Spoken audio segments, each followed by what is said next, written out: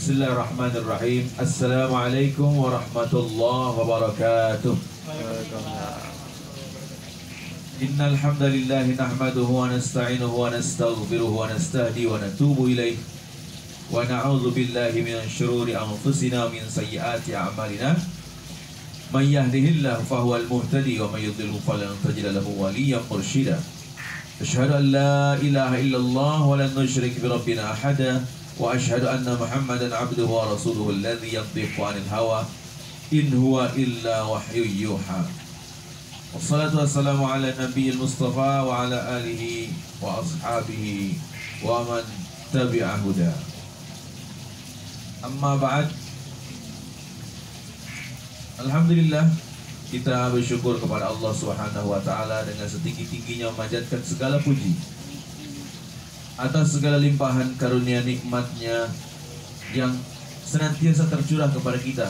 Allah Maha Pengasih dan tak pernah pilih kasih, dan Allah Maha Penyayang kepada hamba-hambanya yang disayang. Mudah-mudahan dengan syukur nikmat kita ini menjadikan kita senantiasa mendapatkan kasih sayang Allah Subhanahu wa taala. Amin ya rabbal alamin. Salawat salam kita sajikan, haturkan, sampaikan kepada baginda junjungan alam, yakni Habibana wa Nabiyana Rasulullah Muhammadin sallallahu alaihi wasallam, kepada keluarganya, keluarga besar beliau, kepada para sahabatnya radhiyallahu anhum, kepada para tabi'in, tabi'ut tabi'in, para ulama, warasatul anbiya, kepada bapak ibu guru kita, ustaz-ustazah kita, dan mudah-mudahan fadilahnya sampai kepada kita semua yang senantiasa berusaha untuk tunduk patuh kepada ajaran beliau Nabi Muhammad SAW dalam mengabdikan diri kepada Allah Subhanahu wa taala. Amin ya rabbal alamin. Alhamdulillah, pada kesempatan kali ini yang kami sangat hormati dan yang semoga Allah muliakan, Bapak Egianto beserta Ibu Nia dan keluarganya, keponakannya tercinta, semua yang hadir di sini. Tak banyak memang, tapi inilah hamba-hamba pilihan Allah. Ini insya Allah kita berkumpul di kediamannya Bapak Egi dan Ibu Nia. Tentunya kita berharap mudah-mudahan beliau sekeluarganya di rumah ini menjadi keluarga yang senantiasa mendapatkan berkah dari Allah Subhanahu wa taala. Bulan Ramadan ini memang mesti banyak doa, Pak. Ya, kita mesti banyak doa, kita mesti banyak menyampaikan permohonan pada Allah, mengemis kepada Allah, Tuhan yang Maha Kuasa. Karena bulan Ramadan ini adalah bulan yang dimana doa-doa cepat diijabah, bulan yang dimana dihambur-hamburkannya pahala yang berlipat ganda, yang lain daripada biasanya. Pahala yang sunnah saja seperti nilainya sama dengan wajib. Nah, tak terbayangkan yang wajibnya saja seperti apa dan banyaknya ya. Nah, ini pahala sunnah seperti yang wajib, dan yang wajibnya dilipat gandakan lagi. Ketika kita mengetahui ada hadis Rasulullah SAW yang menyatakan rakaataini qabla subhi khairun minad dunya wa fiha, 2 rakaat sebelum salat subuh atau qabla subuh itu lebih baik daripada dunia dan segala isinya. Itu bulan biasa. Di bulan Ramadan ini nilainya disamakan seperti wajib, dan kalau soal subuh jelas lebih tinggi lagi nilainya, derajatnya lebih tinggi lagi. Di bulan biasa lebih tinggi lagi, apalagi di bulan Ramadan. Semua menjadi wajib. Ya, semua menjadi berlipat ganda maksudnya. Berlipat ganda di sisi Allah. Sekecil apapun amalan akan lipat gandakan.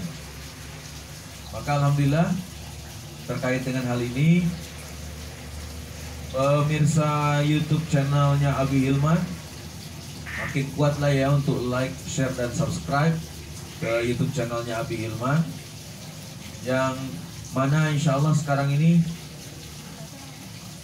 kediaman rumah Pak Egi dan Ibu Nia lah yang menjadi tempat saat ini untuk bersafari silaturahmi ya, safari sambil berdakwah. Tadinya niatan untuk kunjungan biasa saja, bahkan mungkin tadinya mau siang Pak, cuma ternyata malah dapat undangan untuk iftar jama'i. Iftar jama'i, kalau bahasa yang kerennya agak gaulnya dikit lah, open together lah. Ini sebisa-bisa dibuatlah open together lah to be my word kesananya malah ya. Alhamdulillah ya, kita iftar bersama atau buka bersama, bukber ya. Ini jangan lupa ini ya, disaksikan ini kediaman ini, kita berdiam di, kalau bahasanya Pak Egi ini gazebo-nya ini ya. Nah, kita salat Isya tadi berjamaah, kemudian sekarang lagi kuliah tarawih, sebelum tarawih. Nah, ini lokasinya di gazebo-nya Pak Egi ini ya, subhanallah. Ini kita, kalau gambarannya mungkin untuk yang tunanetra, kalau yang orang melihat tolong di ini ya, diatur yang gimana ya. Kameranya disorotin itu ya. Tadi Diputar-putar ya. Nah, diputar-putar pokoknya mah. Ya, itu dilihat-lihatlah semuanya. Ini ada di belakang saya ini terdengar gemerisik air, tajri min tahtihal anhar. Wah, subhanallah. Ini seperti ya air terjun mengalir sampai ke bawah, seolah-olah mengalir sungai gitu ya. Di bawah rumah, subhanallah. Ini sudah bagai surga dunia nih. Surganya di dunia. Ya, mudah-mudahan rumah ini menjadi baiti jannati. Nah, kalau kata Pak Egi ini, rumahku adalah surgaku. Jangan sampai menjadi baiti nari, rumahku nerakaku, naudzubillah min dzalik. Ya, rumahku surgaku, itu impian dari Pak Egi dan Bunia. Wah, gak kebayang saya itu. Diam di rumah, berduaan, diam di sini, wah kayak pengantin anyar. Subhanallah. Ini luar biasa nikmat. Benar. Di masa tua ini beginilah Pak, yang cocok ini. Ya, jadi menikmati hari tua itu sisa umur, berkah, nikmat, apalagi ya yang kita cari sekarang ini. Kalau kata orang Sunda itu katanya tiis celi, herang, panon, ya Bu ya, masya Allah. Jadi enak. Hah? Bahasa apanya? Oh, bahasa Riau-nya open together dari wae. Bahasa Palembang. Apalah itu ya. Pokoknya enak gitulah. Pokoknya rasa maknian, oi. Itu kan kalau uji Palembang itu. Ya. Udah, pokoknya mantap ini keadaan. Dan ini saya teringat dengan sebuah doa di, baik itu di zikir pagi maupun zikir petang. Nah, ini doanya begini, Bu. Dengar, ini penting ini. Di antara doa zikir pagi dan petang ini ada kalimat yang menyatakan Rabbi as'aluka khairu ma fi hadzal yaum wa khairu ma ba'daha wa a'udzubika min syarri ma fi hadzal yaum wa syarri ma ba'daha. Rabbi as'aluka minal kasali wa su'il kibar. Nah, ini ada kalimat, ya Tuhanku, ini dalam doa ini ya, zikir pagi petang ini ya. Curahkanlah kebaikan di hari ini dan sesudahnya hari ini. Kemudian, ya Tuhanku, sesungguhnya aku berlindung kepadamu dari kemalasan dan keburukan di hari tua.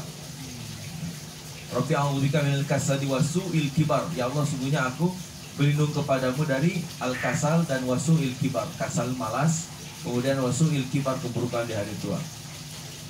Ini doa ini menarik untuk diamalkan. Buat ini jelang-jelang hari tua ini kan cocok terus. Kita mohon kepada Allah. Ini antara malas dengan hari tua ini ada kaitan, Pak. Kalau menurut Islam ini, tadi saya teringat dengan pas lagi ini makan nasi ya, yang setengah mantap itu perjuangannya setengah mati. Pelan-pelan soalnya Pak. Nah, belum lagi ngabisin yang istri. Ya, tambah mantap. Itu sambil ngobrol-ngobrol, saya dengar percakapan antara Pak Egi dengan anak saya Hilman. Nasihat-nasihatnya, kamu harus giat bekerja, bantu orang tua, gitu kan. Intinya belajar, jangan malas-malasan, gitu kan. Bagaimana caranya supaya ya sama seperti beliau bisa sekolah itu tidak pakai fulus, tidak pakai uang, tapi semuanya dunia melayani. Akhirnya beliau tamat sekolah dengan baik, pendidikan tinggi, ya Pak ya. Terakhir apa Pak? Kuliah di mana Pak? ITB. Wah, kuliah di ITB, ya. Gratis. Hah? Gratis lagi, kuliah di ITB gratis. Subhanallah. Jurusan apa? Vulkanologi. Vulkanologi. Itu bagian bumi ya Pak ya? Iya, tata kota. Hah? Oh, tata kota. Tata kota. Subhanallah. Nah, ini suatu hal yang luar biasa kan perjuangan, karena saya yakin untuk mendapatkan kuliah seperti itu gratis dan segala macamnya itu pasti ada prestasi yang dibuat. Tidak mungkin orang ujuk-ujuk misalnya tiba-tiba dapat gratis saja misalnya gitu. Tidak mungkin begitu. Semua pasti ada prestasi yang dibuat. Ya modal saya begini aja. Prestasi saya memang profesi sebagai seorang pendakwah sehingga dapat beasiswa kayak begitu. Nah, Pak Egi juga pasti demikian. Ada prestasi yang bisa mengundang supaya dia mendapatkan, beliau ini mendapatkan sesuatu yang gratis ya, fasilitas yang mantap dari perkuliahannya itu, dari mulai awal sekolah sampai perkuliahan. Bahkan menurut ceritanya sekolahnya 7:45 p.m. negeri terus Pak ya. Alhamdulillah negeri itu. Negeri terus. Nah, itu Masya Allah. Belajarlah ya untuk Ilman, untuk Fitri, ya Dinda saya ini ada Fitri nih. Fitri yang Khairunisa alias Derempit. Alah. Dirempit. Tinggalnya di Cimahi, kan tinggal di Cimahi. Namanya begitu. Kita panggilkan Fitria Khairunisa alias Derempit. Nah itu orang ngiranya kuliahan, tapi tetap saya tahu modalnya, emang anak kecil itu. Ya, biarin mau besar besar kemana juga, anggar anak kecil. Ya, ini nih kelas 6 SD lagi ujian Pak, mohon doanya. Dan kelas 6 ya, Ibu perlu paham juga, beliau ini dia ini Fitri ini anak yatim. Ya, sudah yatim. Jadi kan ceritanya bapak saya kan, bapak saya wafat tuh tahun 2020 kemarin, awal COVID. Karena COVID katanya lagi menggila, lagi panas-panasnya. Nah, jadi saya yang punya rencana ingin menjadi imam untuk sholat jenazahnya bapak. Saya punya niatan begitu Pak. Pokoknya kalau bapak saya meninggal, saya bilang ke adik-adik saya, ke ibu saya bilang, jangan disalatkan, diimami sama yang lain, harus sama saya. Saya udah bilang begitu. Nah, ternyata Allah berkehendak lain. Saya tidak bisa keluar dari Palembang. Jangankan yang dari Palembang, yang ada adik saya yang tinggal di Depok gitu ya. Dia mau mau takziah, mau melayat ya. Ternyata tidak bisa juga. Dari Depok itu Pak mau ke Cimahi, tidak boleh masuk. Lockdown ya. Ya, lockdown betul.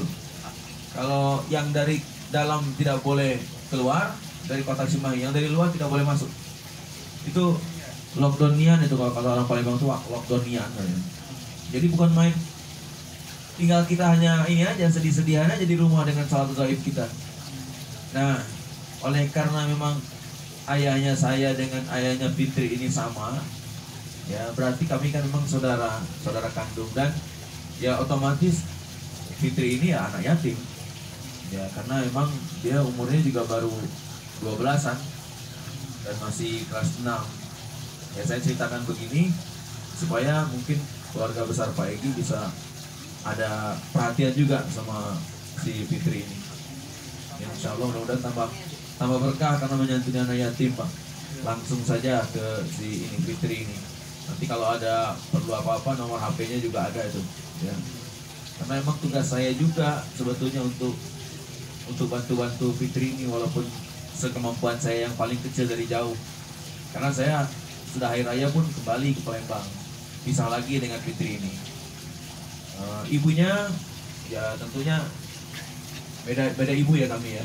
Nah ibunya ini buruh cuci di salah seorang jamaah Masjid Uswatun Hasanah Jalan Babakan. Kemudian tukang marbot bersih-bersih masjid dan SD dan kelas. Nah itu kerjanya itu sekarang Pak. Ya jadi ya mungkin kalau ada PKH atau bansos, nah itulah beliau mendapatkan itu. Paling begitulah santunan-santunannya, tinggalnya masih kontrak. Nah jadi ya itulah gambaran keluarganya, gambaran keluarga saya maksudnya yang ada di sini. Nah itu mudah-mudahan saja, mohon doa dan supportnya Pak. Mudah-mudahan dia semuanya, Fitri, keluarganya di sini lebih tambah dalam menghadapi kehidupan yang lebih sopan. Ya, karena biarpun bagaimana ini keluarga saya, ini adik saya langsung. Saya pikir kalau cari anak yatim, selain yang jauh-jauh ternyata yang dekat saya sendiri punya adik yatim gitu. Ya itu memang cobaan dari Allah Subhanahu wa taala. Adik saya yatim, anak saya juga cuma satu ini saat ini, belum dikasih lagi yang lain. Jadi memang harapan ini tidak ada lain kecuali ke mereka berdua lah, karena kakak-kakaknya yang lain sudah pada kerja dan punya jalannya masing-masing. Ya, yang belum nikah cuma satu, kakaknya ini Fitri, adik saya ini baru satu, cuma satu yang belum nikah ini.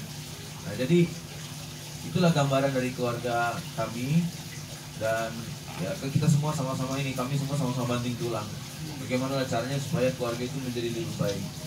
Maka kembali ke yang tadi, selagi kita memang masih berada dalam kehidupan dunia fana ini, memang kita harus keras berjuang.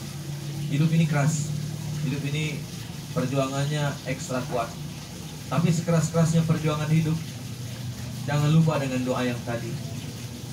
Kita berharap kalau kita sampai ke hari tua, Rabbi a'udzubika minal kasali wa su'il kibar, kita berlindung kepada Allah dari kemalasan dan juga dari keburukan di hari tua. Itu yang paling penting. Ya, maka hidup dari mulai sekarang dan seterusnya, buat kalian yang masih kecil-kecil, yang masih remaja, jangan suka mengandalkan kemalasan. Ya, jangan ngagu-guting karena malas. Ya. Jangan memperturutkan yang namanya malas. Apalagi sekarang lagi musimnya gadget, musimnya HP. Hidup main-main HP terus. Ya itu memang nambah kemalasan itu. Kalau yang tadi seringkali di satu keluarga, kalau memang hidupnya itu sudah kebiasaan dengan HP, dengan gadget, itu gerakannya memang jadi makin lambat, jadi malas. Ya mungkin kalau di zamannya Pak Egi ya, zaman saya juga sama, belum ada HP. Zaman istri saya belum ada HP, belajar giat, semangat.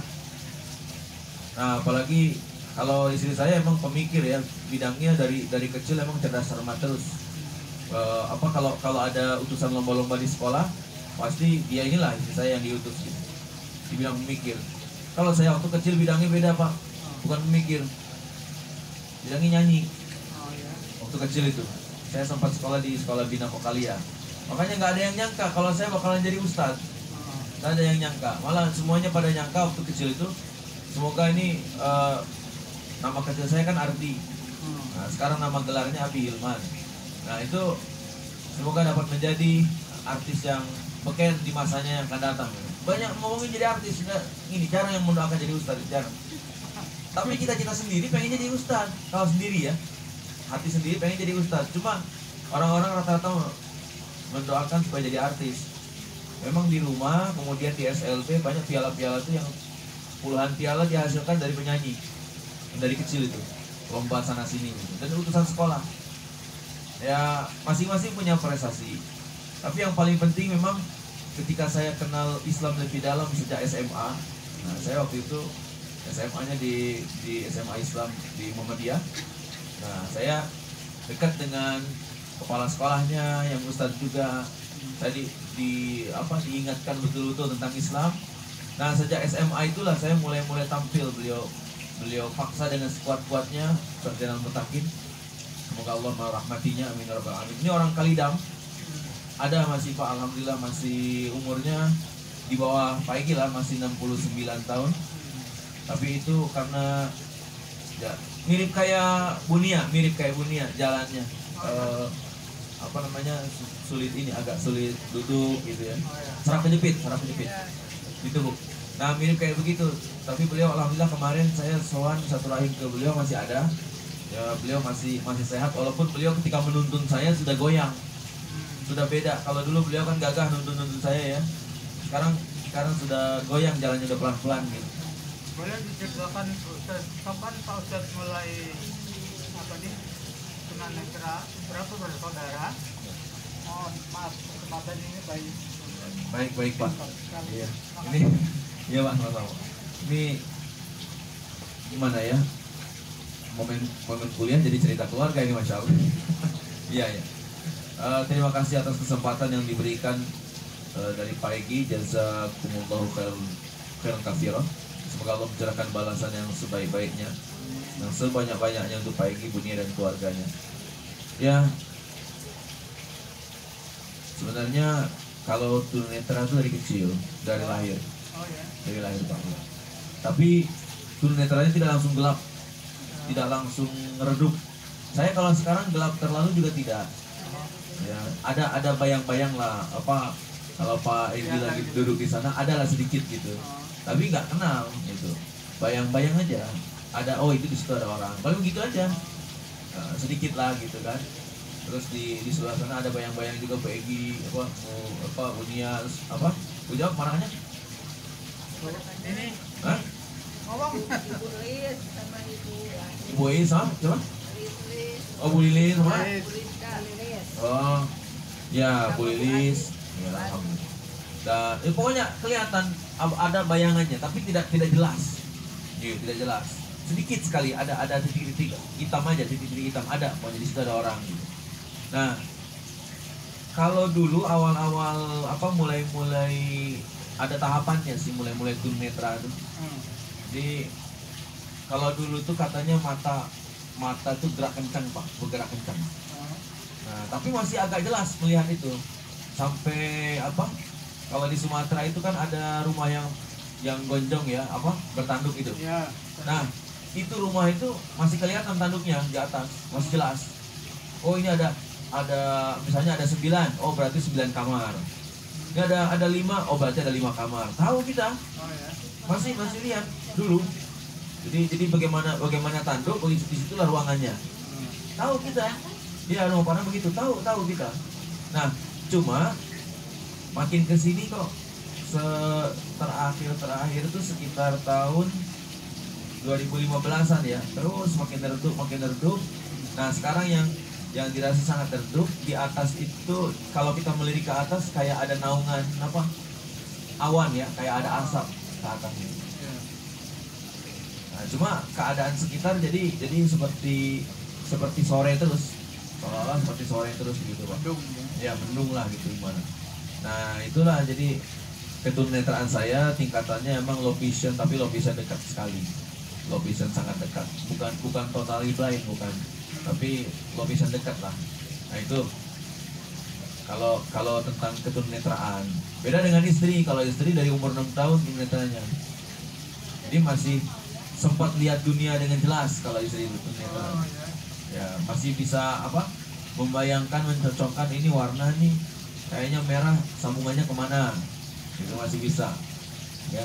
Kalau misalnya ada make up dia masih bisa bayangkan nih make up nih kalau warnanya ini paduannya dengan ini gitu. Masih bisa.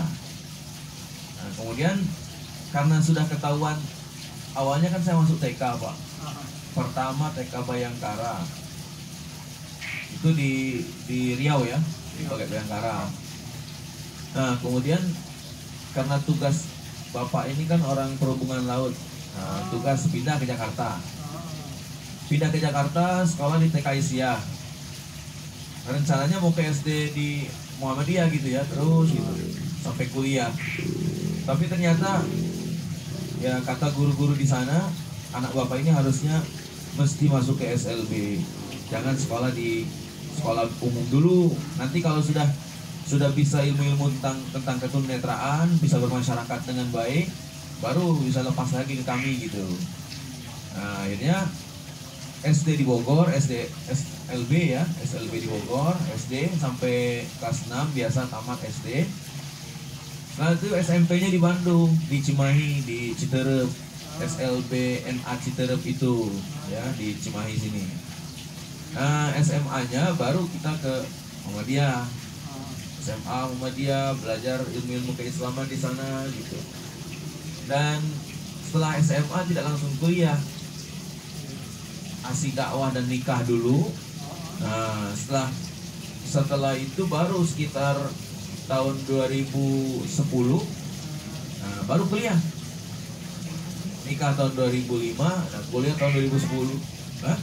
2010 ya.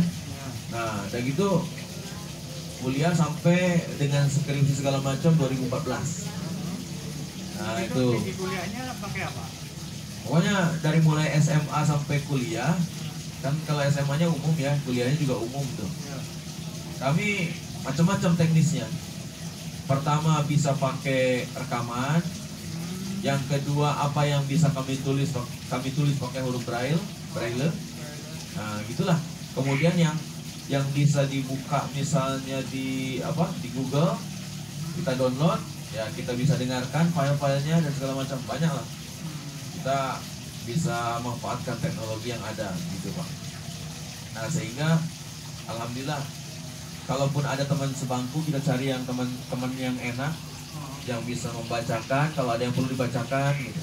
Atau yang dapat meminjamkan buku kalau ada yang perlu dipinjamkan. Jadi semuanya alhamdulillah, walaupun banyak ujian tapi Allah kasih jalan. Allah curahkan kemudahan. Selagi emang itu serius, kemudian tidak bermalas-malas, giat belajar, giat bekerja, bagaimanapun caranya. 8 o'clock PM. Sambil belajar itu juga kan dulu usaha pijat, bekam kayak gitu kan Pak.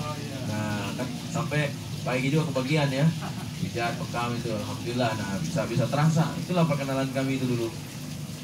Alhamdulillah. Nah disitulah usaha betul-betul dikuatkan. Nah, akhirnya jadilah seperti ini. Setelah kami tamat kuliah, nah kalau saya ini sama istri emang beda aliran Pak kuliahnya. Nah, kalau istri ini kan sekolahnya di Uninus, kuliahnya terakhir. Universitas Islam Nusantara, jurusannya PLB, pendidikan luar biasa, jadi SPD dia. Nah kalau saya di SDA Siliwangi, yang di daerah Kebon Rumput, alias Kebon Juput. Nah itu di itu. Ya kan kalau sekarang kan musim di Indonesia kan, Pak, sekarang kita ada di mana? Oh, sekarang kita berada di Dagu Katak. Oh, padahal Gado Bangkong.